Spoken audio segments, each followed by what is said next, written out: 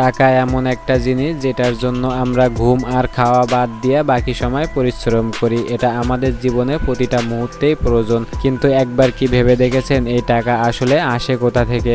এটা কি আসলে কাগজ নাকি অন্য কিছু? অনেকেই ভাবেন টাকা হয়তোবা সাধারণ কাগজের তৈরি, কিন্তু সত্যিটা হলো সম্পূর্ণ ভিন্ন।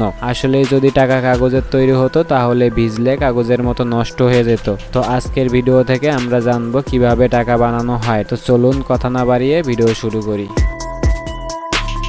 টাকা ছাপানোর প্রথম ধাপ কারখানায় নয়, শুরুটা হয় একটা টেবিল থেকে। একটা নোটের ডিজাইন তৈরি করতে মাসের পর মাস, এমনকি বছরও লেগে যেতে পারে। কারণ কি জানেন, এখানে শুধু সৌন্দর্য নয়, প্রধান লক্ষ্য হলো নিরাপত্তা বা সিকিউরিটি। টাকার নকশা এমনভাবে করা হয় যেটা জাল করা একেবারেই অসম্ভব। আর এই প্রসেসকে বলা হয় এনগ্রেভিং। স্টিলের পাতের উপর সূচের চেয়ে সরু লাইন কেটে এই নকশা তৈরি করা হয়। তাছাড়াও আধুনিক নোটে এমন কিছু সংকেত থাকে যা খালি চোখে দেখা যায় না, যেমন মাইক্রো প্রিন্টিং। ম্যাগনিফাইং গ্লাস ছাড়া এই লেখাগুলো দেখা একেবারেই অসম্ভব। এখন আসেন সবচেয়ে বড় ভুল ধারণায়। আমরা যেটাকে কাগজের টাকা বলি তা আসলেই কাগজই নয়। সাধারণত কাগজ তৈরি হয় কাঠ দিয়ে, যা পানিতে পড়লে গলে যায়। কিন্তু টাকা তৈরি হয় তুলা এবং লিনেনের সংমিশ্রণে। বেশিরভাগ দেশের টাকায় 75% তুলা এবং 25% লিনেন ব্যবহার করা হয়, আর এগুলো নোটটিকে মজবুত করে তোলে। এখন আসি নোট তৈরির প্রক্রিয়ায়। তুলা এবং লিনেনের মাধ্যমে যে কাগজটি বানানো হয় সেটা একটা পাইপে পেঁচানো হয় এবং সেগুলো ফ্যাক্টরিতে পৌঁছে দেওয়া হয়। এরপর প্রথমে আসি সেই জাদুকরী ছবির কথায়, যা কেবল আলোর সামনে ধরলেই দেখা যায়, যেখানে বিখ্যাত ব্যক্তিদের ছবি লাগানো হয়, যেটাকে বলা হয় ওয়াটারমার্ক। অনেকেই ভাবেন এটা কোনো বিশেষ কালি দিয়ে বানানো হয়, কিন্তু শুনলে অবাক হবেন, এখানে এক ফোঁটাও কালি ব্যবহার করা হয় না। বাংলাদেশের ছবিতে শেখ মুজিবুরের যে ওয়াটারমার্ক ব্যবহার করা হয়, ওই ছবিটি বানানো হয় একদম শুরুতেই, যখন টাকার কাগজটি তরল অবস্থায় থাকে। তাছাড়াও মেশিনে আগে থেকে এই ছবিগুলোর ছাপ বসানো থাকে। যখন ভেজা কাগজ এইটার নিচ দিয়ে যায়, তখন ছবির উজ্জ্বলতায় কাগজ পাতলা হয়ে যায়। কাগজ শুকানোর পরে এর পুরুত্বের কারণে আমরা ছবিটি দেখতে পাই।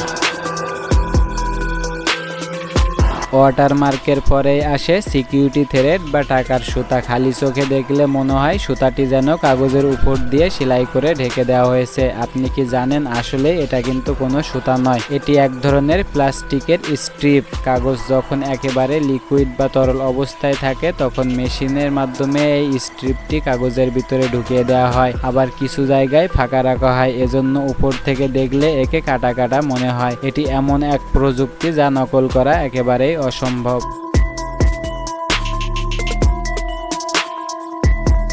এই কাজটি সম্পূর্ণ হলে অনেকগুলো টাকার কাগজ একসাথে বান্ডিল করা হয় এবং পাঠানো হয় প্রিন্টিং ইউনিটে। এখানে ব্যবহার করা হয় বিশেষ ধরনের সিকিউরিটি ইঙ্ক বা কালি, যে কালি সাধারণ বাজারে পাওয়া যায় না। কিছু কালি চোখে দেখা যায়, আবার কিছু কালি আছে যা শুধু আলোতেই দেখা যায়, আবার কিছু কালি রঙও বদলায়। সাধারণ প্রিন্টারে যেমন একটার পর একটা কালার ছাপানো হয়, এখানে ব্যাপারটা এমন না। টাকার ব্যাকগ্রাউন্ডে যে নকশা বা প্যাটার্নগুলো দেখেন, তাই এই মেশিনেই ছাপানো হয়। এই মেশিনের বিশেষত্ব হলো একই সাথে টাকার উপর বা নিচ দুই সাইডে ছাপাতে পারে। খেয়াল করলে দেখতে পাবেন টাকা এক কোণ থেকে অন্য কোণের রং খুব স্মুথ ভাবে মিশে যায়, যেমন গোলাপি থেকে হলুদ। এই রংগুলোর মাঝখানে কোনো বর্ডার লাইন বা দাগ থাকে না। এই সূক্ষ্ম কালার গ্রেডিং নকল করা বা জাল নোট তৈরি করা একেবারেই অসম্ভব। ব্যাকগ্রাউন্ড ছাপানোর পর টাকাগুলো চলে যায় দ্বিতীয় এবং সবচেয়ে গুরুত্বপূর্ণ ধাপে, যার নাম হলো ইন্টারগ্লিও প্রিন্টিং। এতক্ষণ যা ছাপা হলো তা ছিল কাগজের সাথে একদম মিশে থাকা। এরপর বসবে ব্যাংকের নাম এবং টাকার অ্যামাউন্ট। এই মেশিনে স্টিলের প্লেটের উপর খুব গাঢ় কালি ব্যবহার করে প্রচণ্ড চাপ এবং প্রেসার দেওয়া হয়। এই চাপের ফলে কালি কাগজের উপরে একটু উঁচু হয়ে বসে যায় এবং প্রিন্টিং এতটাই টেকসই হয় যে টাকা পানিতে ভিজলেও এই লেখা উঠে না বা নষ্ট হয়ে যায় না।